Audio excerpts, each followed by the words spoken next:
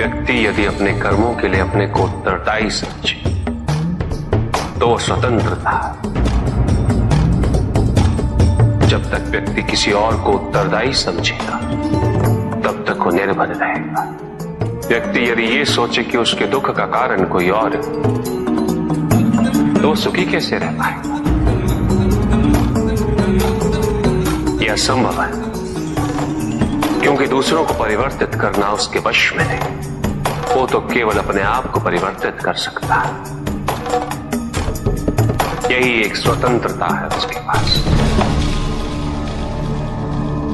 जो पीड़ा है, जो कष्ट है, वो व्यक्ति के अपने फल है, अपने निर्णय के फल। और जिस दिन वो अपने निर्णय परिवर्तित कर ले उसी दिन उसके जीवन में परिवर्तन भी आ जाएगा। अनुशासन एक ऐसी आंतरिक अवस्था है जो व्यक्ति के स्वभाव का, उसके संस्कार का भाग बन जाती है। जब अनुशासन एक कार्य प्रतीत नहीं होता है जिसे पूर्ण किए जाने की आवश्यकता हो, उसी प्रकार जैसे श्वास लेना एक प्राकृतिक प्रक्रिया है जो निरंतर चलती रहती है, उसके लिए प्रयास नहीं करना पड़ता। अभी तो मन में उत्पन्न होने वाला लोभ, अहंकार और महत्वाकांक्षा है।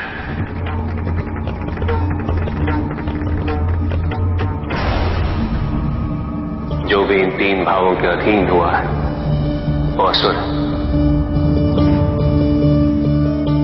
जब तक ये तीनों अवगुण इस संसार में रहेंगे, संसार पे कोई ना कोई संकट मंडराता रहेगा। संसार में एकता नहीं होगी, समानता नहीं, संसार विभाजित रहेगा, द्वंद होगा। जो शक्तिशाली है वो अपना वर्चस्व स्थापित करने का प्रयास करता रहेगा, जो निर्बल है उस पर सदैव अत्याचार होता रहेगा।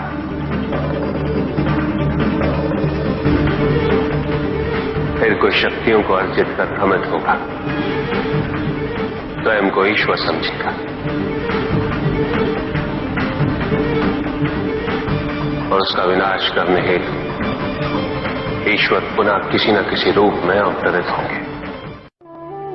पूजित का साक्षात सामने होना मन को भटकने नहीं देता, किंतु जो सच्चे भक्त हैं, भगवान तो उनके मन में, उनके हृदय में निवास करते हैं। जिनके हृदय में श्रद्धा है उनके लिए पूजा करने हेतु अपने आराध्य का साक्षात सामने होना अनिवार्य नहीं।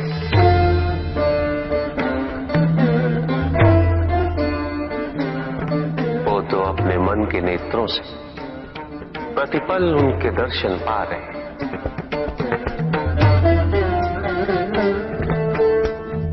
उनकी प्रत्येक अनुभूति में भगवान है।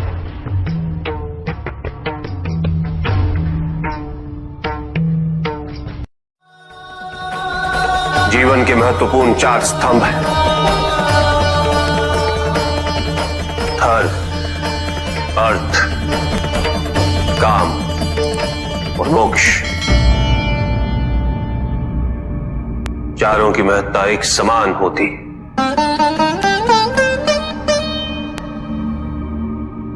केवल धर्म के लिए शेष तीनों उद्देश्यों से विमुख हो जाना ये उचित नहीं और ये ईश्वर को भी स्वीकार्य नहीं।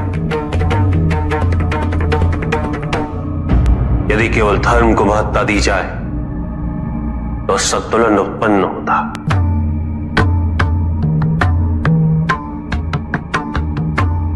परिणाम स्वरूप जीवन में जब भी इस प्रकार का कोई संकट उत्पन्न होता है तो मनुष्य संपूर्ण रूप से स्वयं को ईश्वर के प्रति आश्रित कर देता है। वो स्वयं कोई प्रयास नहीं करता।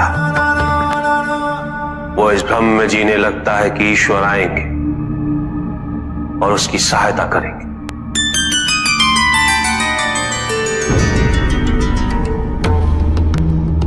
किंतु ईश्वर केवल उसी की सहायता करते हैं तो स्वयं अपनी सहायता करने का साहस करे,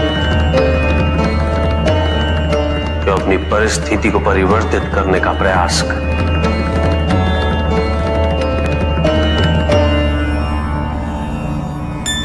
अपनी भूल को स्वीकार करने के लिए साहस की आवश्यकता होती है, और यदि अपनी भूल का आभास हो जाए तो क्षमा मात्र एक औपचारिकता है।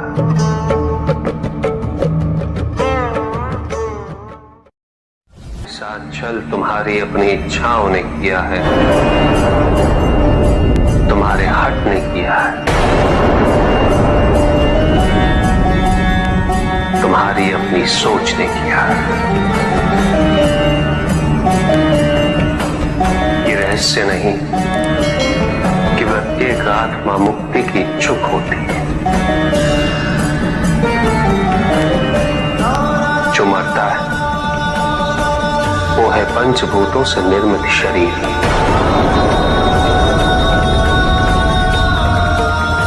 किंतु आत्मा तो अजर है, अमर है।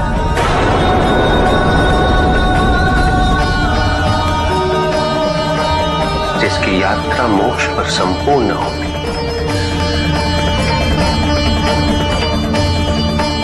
जहां सांसारिक बंधनों से व्यक्ति मुक्त हो जाता है,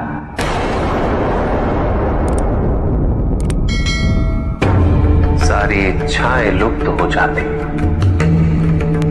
किंतु तुमने तो कभी सत्य की खोज ही नहीं की। तुम तो सदैव उन तत्वों को ढूंढते रहे जो तुम्हारे अहंकार के पोषण हेतु आवश्यक थे।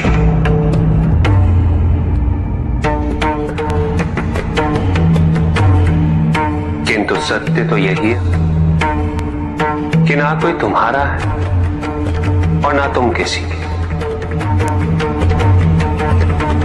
जो है वो परमात्मा का है, और जो नहीं वो भी परमात्मा का ही है। इस शरीर में तुम इस सत्य से अनभिज्ञ हो, किंतु इस शरीर के पूर्व तुम्हें इस सत्य का बोध था, और इस शरीर के पश्चात भी रहेगा। प्रश्न ये है कि क्या तुम इस सत्य को अभी स्वीकार करना चाहते हो?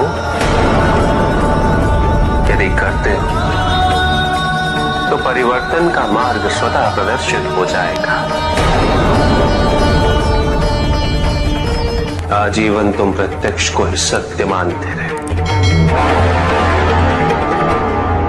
परोक्ष सदैव महत्वहीन रहा।